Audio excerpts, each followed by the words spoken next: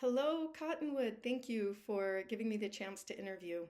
My name is Amanda Valluri, and a little bit about myself is that I grew up as a military brat and would have fallen through the educational cracks if it weren't for teachers who believed in me. And because they said I could, I went through college and a master's program. And of course, I wanted to be a teacher. I wanted to be inspiring.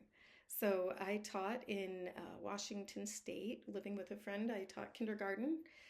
The housing bubble happened and Boeing pulled out, so the whole town just dissolved almost. And I moved back to Oklahoma to be with my family, where I had learned about response to intervention and joined the SST team wholeheartedly, taught first grade for 2 years, helping to identify students, run interventions, and get them in the right placement. And I decided I needed to learn more about special ed. So I did that.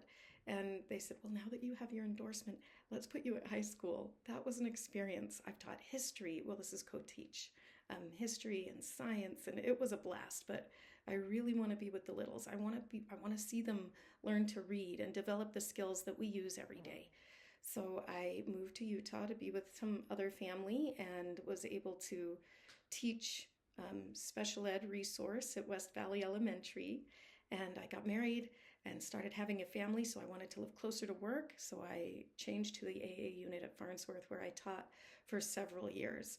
It was a great experience, but I started becoming ill and agitated.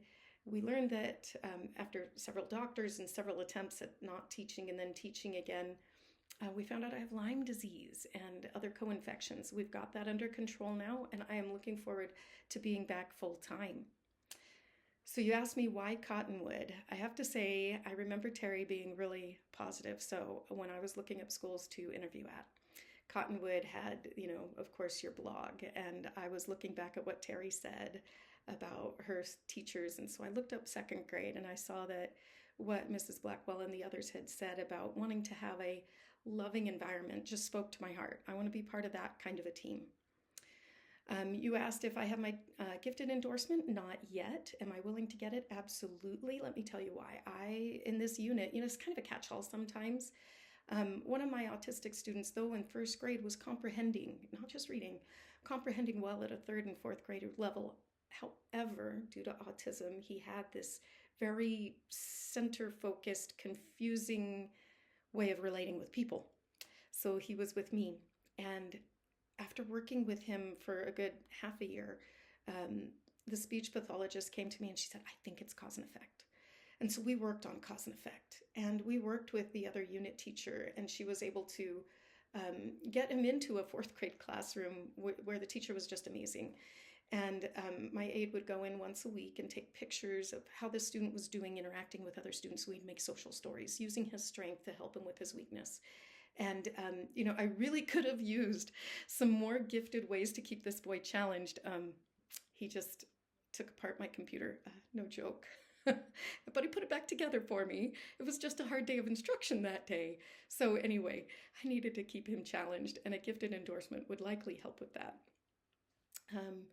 How would I teach my higher achieving students and still achieve academic growth for those who were not growing as fast? Well, let me tell you about my second grade experience. Again, this was when I was in general ed for second grade for a half a year at Monticello Academy, and we had a great walk to reading program, and we would level our kids according to the Acadians data.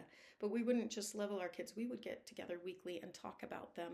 We would, what we called, or I used to call, dibbling down. I mean, it's Acadians data, but it's, this one student, she had a struggle with the phonemic awareness. And this leads to the next question, is how I would help a struggling student. And, she hadn't been with us for very long, but she really thought she couldn't read. And, she was not willing to really try. And so I had her in my group, and we would work day after day. And, there were skills that I knew she needed help on, because I had found out her phonemic awareness was really low. And she just found like it was baby stuff. But when we found the right book and it became a motivation, and we could privately do certain things that helped her support her phonemic awareness away from a group, it helped her. Now, is that hard to do one-on-one? Yes. Is it needed for those young, and struggling students? Yes. How to make it possible? Well, that walk to reading was just essential for it. Parent volunteers, technology, You just got to use whatever's going to work in the moment, and it's always worth it.